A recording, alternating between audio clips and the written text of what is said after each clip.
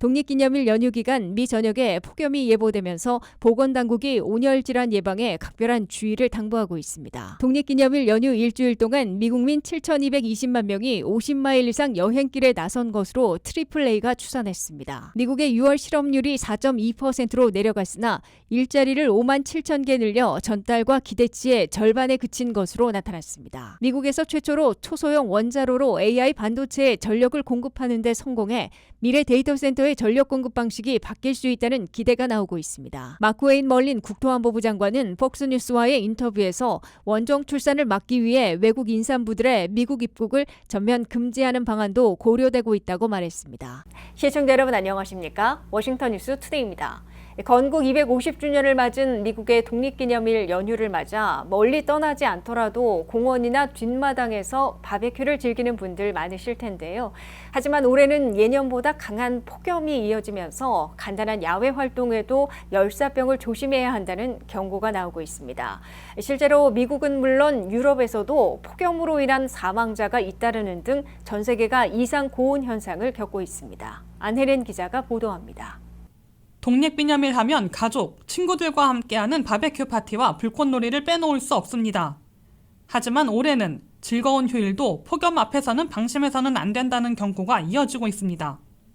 미국 전역에서 이번 연휴 기간 높은 기온과 강한 햇볕이 이어질 것으로 예보되면서 보건당국도 온열질환 예방에 각별한 주의를 당부하고 있습니다. 특히 많은 사람들이 집 뒷마당이나 공원에서 잠깐 밖에 있겠지라는 생각으로 장시간 바베큐를 즐기다가 열사병 증상을 겪는 사례가 적지 않습니다. 열사병은 갈증을 느끼지 않더라도 수분을 충분히 섭취하고 그늘에서 자주 휴식을 취하는 것이 가장 중요합니다. 어지러움이나 심한 두통, 메스꺼움, 의식 저하 증상이 나타나면 즉시 시원한 장소로 이동한 뒤 911에 신고해야 합니다. 실제로 최근 애리조나주의 그랜드 캐년에서는 일주일 사이 등산객 3명이 열사병으로 숨졌고 국립공원관리청은 한낮의 야외 활동을 자제해달라고 경고했습니다. 폭염은 미국만의 문제가 아닙니다. 유럽은 지구 평균보다 2배 빠른 속도로 기온이 상승하고 있으며 최근 스페인에서는 나흘 동안 폭염과 관련한 초과 사망자가 212명으로 집계됐습니다. 사망자 대부분은 65세 이상 고령층이었지만 전문가들은 어린아이와 만성질환자, 야외에서 장시간 활동하는 사람들도 고위험군이라고 설명하고 있습니다. 올해 독립기념일은 미 건국 250주년을 맞아 역대 최대 규모의 행사와 불꽃놀이가 예정돼 있는 만큼 야외에 머무는 시간도 예년보다 길어질 것으로 예상되고 있습니다. 전문가들은 집 앞마당에서 바베큐를 하거나 공원에서 피크닉을 즐기는 경우에도 물을 자주 마시고 한낮에는 그늘에서 충분히 쉬며 술만 마시고 수분 보충을 하지 않는 행동은 특히 위험하다고 강조합니다. 즐거운 독립기념일을 보내기 위해서는 불꽃놀이만큼이나 자신의 건강 상태를 살피고 폭염 속에서 무리하지 않는 것이 무엇보다 중요합니다. WKTV 뉴스 안혜린입니다. 미국이 탄생한 지 250주년을 맞아 미국민 7,220만 명이나 대이동하며 축제 여행길에 나섰습니다. 독립기념일 여행객 7,220만 명은 역대 최고 기록이지만 전년보다는 0.5%밖에 늘지 않아 활력은 다소 주춤해진 것으로 보입니다. 2026년 올해 독립기념일은 미국이 탄생한 지 250주년을 맞아 특별한 축제들이 펼쳐지고 있습니다. 독립기념일 연휴 일주일 동안 미국민 7,220만 명이나 50마일 이상 여행길에 나선 것으로 AAA가 추산했습니다.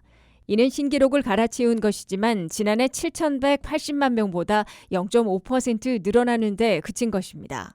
전체 여행객의 85%를 차지하고 있는 6,140만 명은 자동차 여행객들로 나타났습니다. 자동차 여행객들도 지난해 6,130만 명보다 10만 명, 0.2% 증가했습니다. 항공기 여행객들은 584만 명으로 지난해 583만 명보다 1만 명 늘어나는 데 그쳤습니다. 버스와 기차, 선박 등 다른 교통수단 이용자들이 493만 명으로 지난해보다 가장 많은 5.3% 증가했습니다.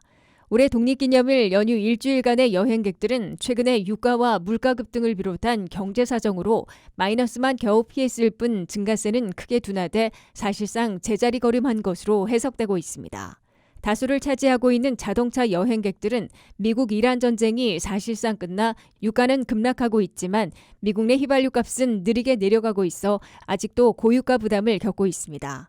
AAA가 집계한 미국 내 휘발유 값은 2일 현재 전국 평균으로 갤런당 3달러 84센트까지 내려갔습니다. 한 달 전 4달러 29센트에 비해 갤런당 45센트나 인하된 것입니다. 하지만 이란 전쟁 개전 직전인 3달러, 지난해 독립기념일 때의 3달러 17센트까지 인하되기에는 시일이 걸릴 거란 예상이 나오고 있습니다. 항공기 여행객들이 지불한 국내선 항공료는 평균 830달러를 기록하고 있습니다. 유가 급락으로 4%를 넘은 미국 물가 급등도 6월에는 진정될 것으로 기대되고 있으나 연준의 목표인 2%에 도달하는 데는 멀고도 험할 거란 예고가 나옵니다. 미국민들은 올 하반기 내내 3.6%의 고물가와 3.8%의 고금리, 4.3%의 실업률을 겪을 것으로 연방준비제도는 내다보고 있습니다. 미국의 6월 실업률이 4.2%로 내려갔지만 일자리를 5만 7천 개 늘려 전달과 기대치의 절반에 그쳐 급속 냉각된 것으로 나타났습니다. 앞으로 물가는 진정되는 반면 고용이 냉각돼 기준금리를 인상하기보다는 동결 또는 인하 쪽으로 다시 선회할 것으로 예상되고 있습니다. 한면태 기자의 보도입니다.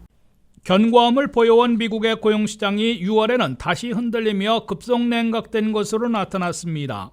미국의 6월 실업률은 4.2%로 전달보다 0.1포인트 내려갔다고 연방노동부가 발표했습니다. 노동 참여율이 61.5%로 전달보다 0.3포인트나 급락했기 때문으로 연방노동부는 설명했습니다.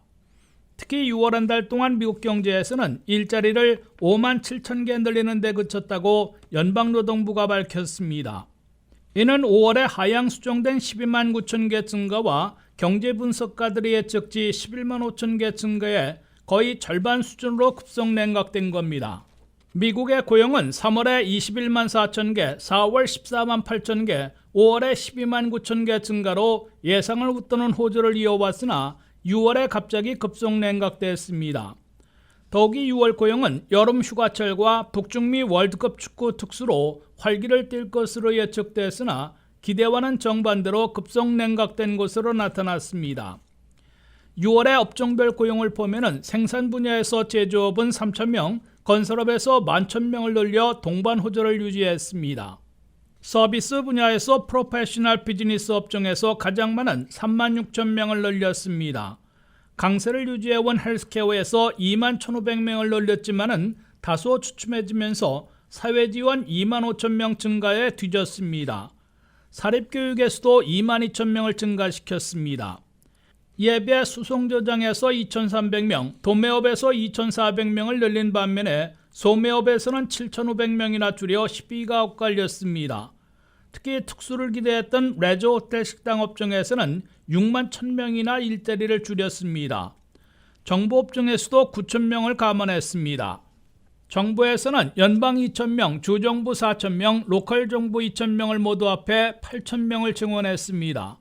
미국 경제에서 앞으로 고용이 둔화되는 반면 물가가 진정되면 기준금리 전망도 다시 뒤바뀔 것으로 예상되고 있습니다. 전쟁이 사실상 끝남에 따라 유가와 물가는 6월부터 급속 진정될 것으로 예상되고 있습니다.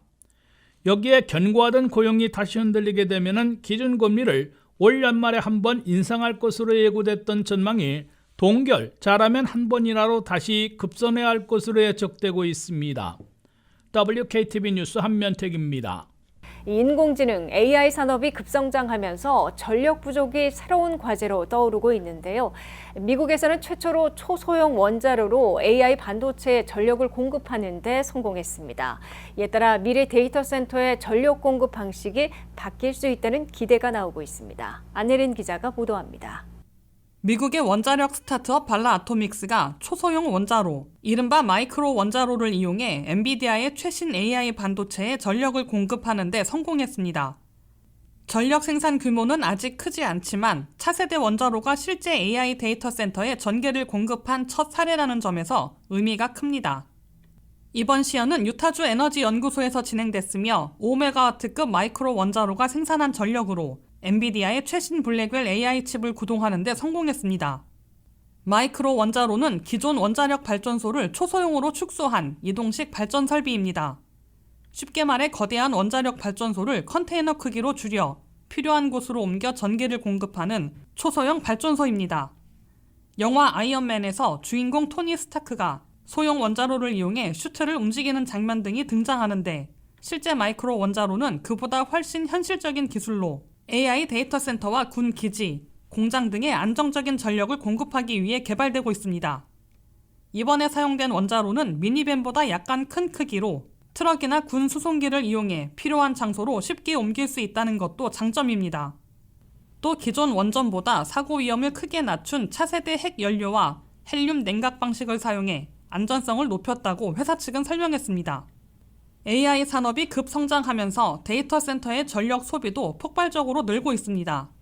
국제에너지기구 IEA는 AI와 데이터 센터의 전력 수요가 앞으로 수년간 급격히 증가해 일부 국가에서는 전력망 부담이 크게 커질 것으로 전망하고 있습니다. 이번 기술은 전력 공급뿐 아니라 냉각 방식에서도 주목받고 있습니다. 회사는 자체 냉각 시스템과 엔비디아의 수랭식 AI 서버를 결합하면 데이터 센터 운영에 필요한 물 사용량을 거의 제로 수준까지 줄일 수 있다고 밝혔습니다. 전문가들은 아직 상용화까지는 넘어야 할 규제와 안전성 검증 과정이 남아있지만 AI 시대 전력 부족 문제를 해결할 새로운 대안으로 초소형 원자로가 빠르게 주목받고 있다고 평가했습니다. WKTV 뉴스 안혜린입니다. 트럼프 행정부는 원정 출산을 원천 봉쇄하기 위해 외국 임산부의 미국 입국을 전면 금지하는 방안도 적극 고려하고 있다고 마크 웨인 멀린 국토안보부 장관이 팍스뉴스와의 인터뷰에서 밝혔습니다. 멀린 국토안보부 장관은 연방 대법원 판결로 무산된 출생 시민권 제한을 위해 여러 대안들을 백악관에서 집중 논의했다고 전했습니다. 한면태 기자입니다. 출생 시민권 제한이 연방대법원 판결로 무산됐으나 트럼프 행정부는 비슷한 효과를 겨냥한 대안 마련에 즉각 나선 것으로 강조하고 있습니다. 마크 웨인 멀린 국토안보부 장관은 팍스뉴스와 인터뷰에서 연방대법원의 판결이 나온 직후 백악관에서 도널드 트럼프 대통령과 스티븐 밀러 백악관 부비서실장, 톰 호먼 국경총수 등과 만나 장시간 대안을 집중 논의했다고 밝혔습니다. 멀린 국토안보부 장관은 특히 버스 투어리즘으로 불리는 원정 출산을 원천 봉쇄하기 위해 외국 임산부들의 미국 입국을 전면 금지하는 방안도 고려되고 있다고 강조했습니다. 멀린 장관은 출산을 1, 2주 또는 3주 남겨두고 미국을 방문하는 외국 임산부들도 많다면서 자녀의 미국 시민권을 주목적으로 하는 출산 여행을 원천 봉쇄하는 조치를 적극 고려하고 있음을 내비쳤습니다. 멀린 장관은 원정 출산이 성행하고 있는 것으로 알려진 중국의 경우를 예로 들면서 중국 출신 임산부들이 출산을 앞두고 미국을 방문해 자녀를 낳아 미국 시민권을 부여받은 후 곧바로 중국으로 돌아가고 있는 것으로 보인다고 지적했습니다.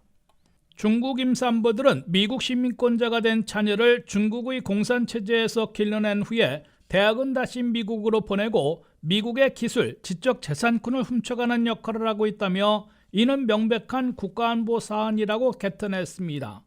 스티븐 밀러 백악관 부비서실장은 팍스뉴스와의 인터뷰에서 미국 시민권만을 얻으려는 외국 임산부들의 미국 입국은 반드시 막아야 한다고 강조했습니다. 국무부는 이미 해외 공간에서 미국 방문 비자를 신청하는 외국 임산부들 중에서 출산이 임박한 것으로 보이는 경우 방문 비자를 기각하도록 지시해놓고 있습니다.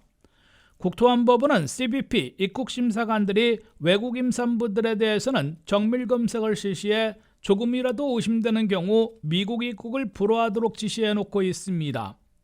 연방법무부는 미국 내에서 거액을 받고 외국 임산부들에게 거처부터 출산, 산후조리까지 알선해주고 있는 원정 출산 조직들에 대한 대대적인 수사를 벌여 우선 기소할 것이라고 발표했습니다.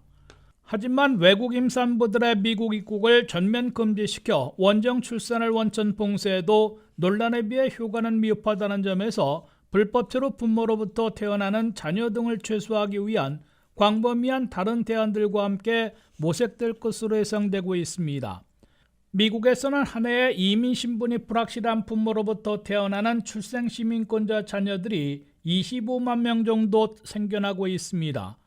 그러나 그중에 원정 출산에 따른 경우는 한 해에 2만 6천 명에 그쳐 출생 시민권 제한 효과는 불충분하다는 지적을 받고 있습니다.